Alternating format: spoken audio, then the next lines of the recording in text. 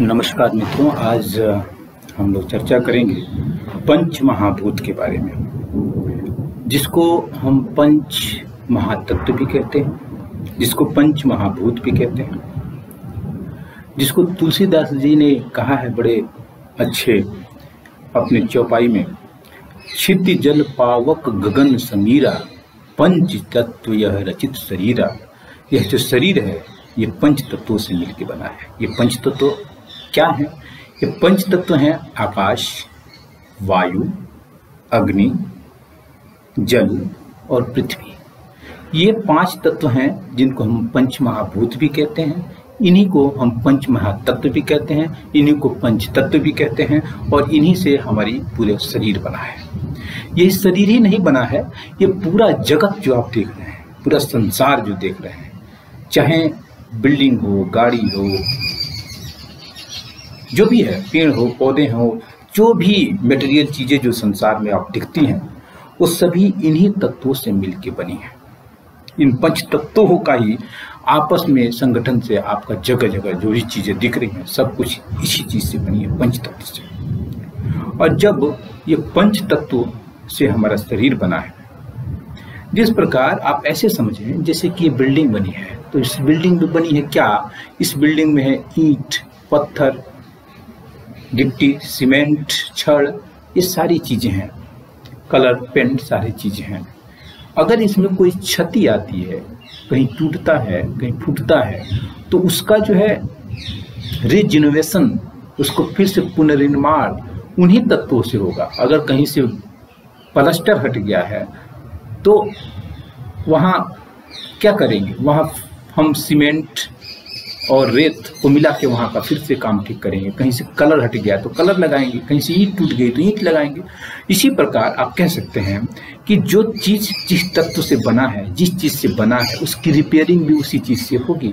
ठीक उसी प्रकार जो हमारे पंचतत्व का शरीर है, जो तुलसीदास जी कह रहे हैं, क्षिति जल पावक गगन समीरा, पंच तत्व यह रचित शरीर। यह पंच तत्वों से बना शरीर है, जिसको हम आकाश, वायु, अग्नि, जल, पृथ्वी कहते हैं। तो इन्हीं तत्वों से हमारा शरीर बना है, और अगर इसमें कोई बीमारी आती है तो उन्हीं तत्वों से, उन्हीं तत्वों को बढ़ा के उसको दूर किया जा सकता है। या कोई तत्व ज्यादा बढ़ गया है तो उसको घटा के उस तत्व को फिर से जैसा चाहिए था उतना बना के उसको ठीक किया जा सकता है। इसी के आधार पर पूरा आपका आयुर्वेद काम करता है, इसी के आधार पर प्राकृतिक चिकित्सा काम करती है, इसी के आधार पर एक्यूप्रेशर काम करता है, और इसी के आधार पर हमारा योग भी काम करता है। कि जो अंदर है वो बाहर है। आप ऐसे देखें, ये पंच तत्व, ये शरीर जो बना है, एक श्लोक है, यथा पिंडे तथा ब्रह्मांडे। अर्थात ये है कि जो बाहर है वो इस घट के अंदर है। पंच तत्व बाहर भी है, जैसे आकाश बाहर है, वायु बाहर है, अग्नि बाहर है, जल बाहर है, पृथ्वी बाहर है। उसी प्रकार वही सारी चीजें हमारे अंदर भी हैं।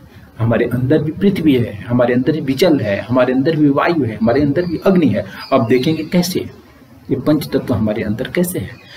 इस तत्व को बिल्कुल हूबहू तत्व नहीं है, लेकिन उस तत्व के गुण को धारण करने वाले वो सारी चीज हमारे अंदर है। जैसे आकाश तत्व का मतलब वो पूरा आकाश हमारे अंदर नहीं हो जाएगा। आकाश तत्व है, थोड़ा सा जब डीप में पढ़ेंगे तो आकाश तत्व है, और आकाश तत्व का गुण है, क्या गुण है? खालीपन, खाली हो जाना, स्पेस हो जाना। हमारे अंदर जहां जहां खाली जगह है, पहली जैसे नाक के बीच में खाली, कान की जगह में बीच में खाली, अंदर जो अंदर पाइप है, आहार नाल है, श्वास नाल है, ये सब खाली जगह है, सब आकाश है। मतलब जहाँ खाली जगह वह आकाश। इसी प्रकार जो शरीर, जो अंग जितना स्थान घेरता है वह उसका आकाश है, वह उसका स्पेस कहा जाता है। जैसे कि हमारा लीवर है, कुछ जगह घेरा है, कुछ किडनी जगह घेरी है, कुछ छोटी आंत, कुछ बड़ी आंत, जो जितना जगह घेरा है वह उसका आकाश है। ठीक है, आकाश तत्व समझ में आ गई। इसी बात, दूसरी बात, अब हमारे वायु कहाँ है? हाँ, हमारे वायु है, तो वायु को हम इस तरीके से, जो हम श्वास ले रहे हैं अंदर, श्वास बाहर छोड़ रहे हैं, अंदर ले रहे हैं, ये वायु है, इसी को वायु कहते हैं। दूसरा, वायु का एक गुण है चंचलता, वायु का गुण है तरंग, वायु का गुण है हमेशा चलते रहना। तो वायु जो है हमारे शरीर में, जो ब्लड जो है हर क्षण हर पल चल रहा है, पूरे शरीर में घूम रहा है, मस्तिष्क से लेकर पैर की उंगली तक तेज गति से चल रहा है। तो ब्लड को चलने की जो क्रिया है, जो गति है, वो वायु के कारण है। दूसरे, आकाश हो गया, अग्नि हो गया, वायु हो गया, अब है अग्नि। हमारे शरीर में अग्नि का है। हमारे शरीर में 13 प्रकार की अग्नियां पाई जाती हैं। 13 प्रकार की अग्नियों में सबसे ज्यादा, सबसे प्रभावी हमारी जठराग्नि है, जो हमारी पेट में पाया जाता है। जब आप कुछ भी डालते हैं तो अंदर पचता जो है, HCl जो निकलता है, वो अग्नि का ही एक रूप है। वो अग्नि तत्व है। वो अग्नि जो है हमें पचाने का, भोजन का एक बार बाहर पचाते हैं, लेकिन अंदर जाता है तो फिर से अग्नि बढ़ती है, वहाँ HCl निकलता है, अग्नि तत्व बढ़ता है, उसको पचाने का काम करता है। वो अग्नि तत्व है। जठराग्नि जिसको बोलते हैं, हमारे अंदर भगवान कृष्ण ने कहा मैं 13 अग्नियों में जठराग्नि हूँ, वो हमारे शरीर के अंदर है, जिसको हम अग्नि बोलते हैं। या दूसरे रूप में देखें आप,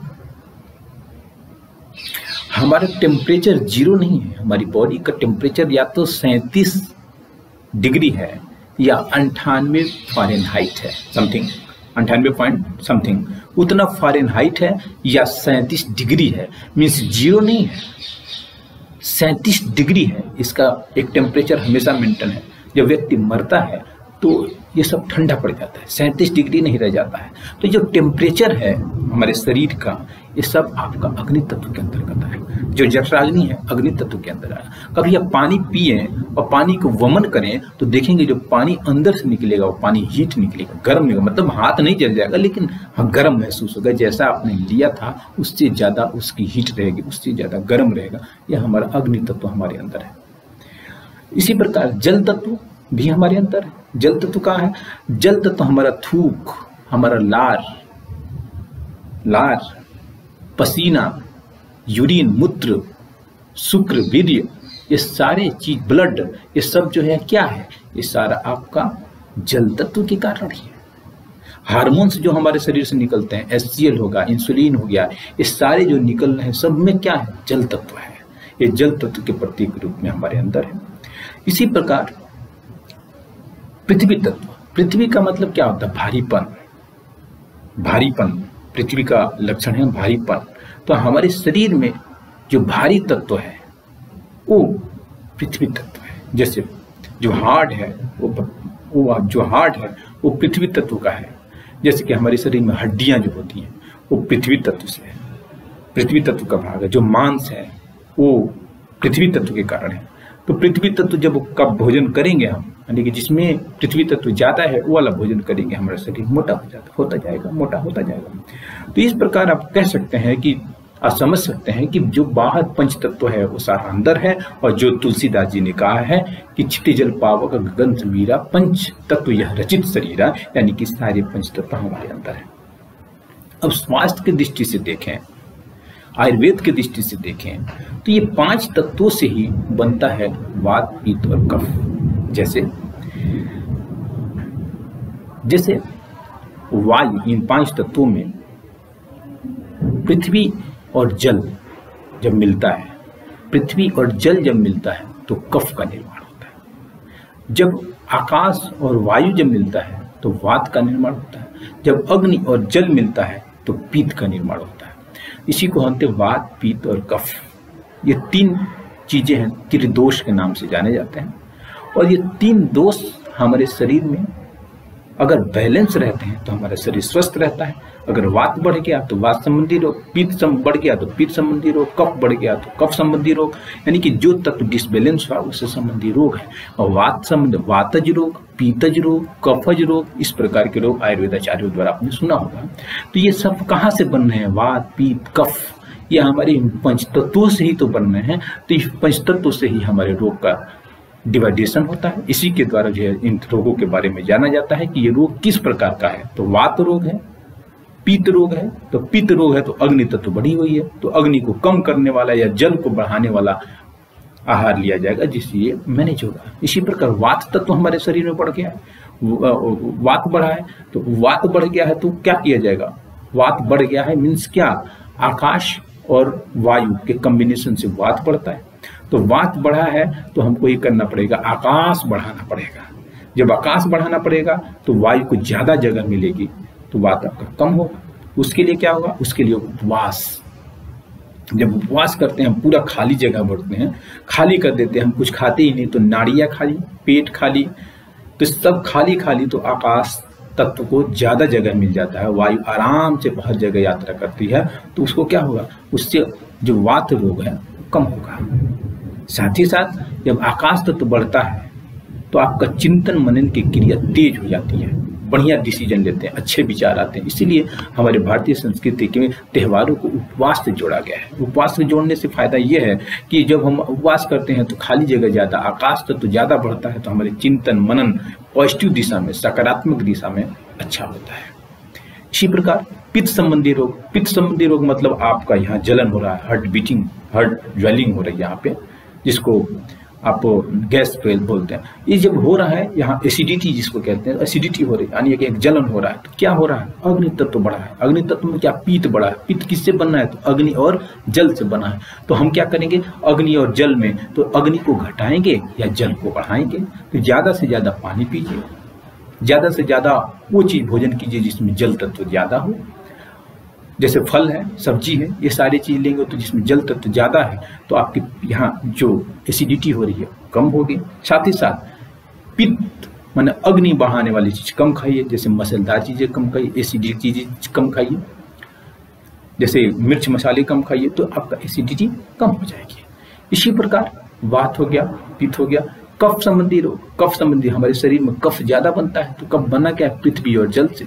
तो जल तत्व को हम बढ़ाएंगे, तो ज्यादा से ज्यादा जल पिएंगे तो कफ धीरे धीरे हमारे शरीर से बाहर निकलेगी। पृथ्वी तत्व को कम करेंगे, पृथ्वी वाले भोजन, गरिष्ठ भोजन जो भी वो भोजन होता है उसको कम करेंगे, तो हमारे शरीर में सब मैनेज होगा। तो इस प्रकार वात पित्त कफ को हम अच्छे तरीके से समझ सकते हैं कि किस प्रकार वात पित्त कफ के अनुसार हमारे बीमारी होता है। इन पंच तत्वों से ही हमारा शरीर बना है। इस पंच तत्वों के डिसबैलेंस से ही बीमारी होती है, जिसको वात पित्त कफ नाम से जानते हैं। वातज रोग, पित्तज रोग, कफज रोग से होता है। और सारे जो कई डाइटिशियन इस समय हैं जो इस प्रकार के काम करते हैं कि भोजन के द्वारा ही ये वात पित्त कफ हमारे शरीर जो भी पंच तत्व है, सब पंच तत्व में आपका जल आकाश वायु पृथ्वी, ये सारी चीज भोजन में भी पाए जाते हैं। तो भोजन के द्वारा उस कमी को पूरा किया जाता है। इसीलिए आयुर्वेद आचार्य पूछते हैं या कोई भी डॉक्टर पूछता है कि आपको इन बीमारियों में ये चीजें नहीं खानी है और इन बीमारियों में ये चीजें खानी है, क्योंकि उसको खाने से या न खाने से इन्हीं पंच तत्वों को बैलेंस करने का प्रयास किया जाता है। मैं समझ सकता हूँ कि काफी हद तक इस बात को आप लोग समझ पाए होंगे। बहुत बहुत धन्यवाद।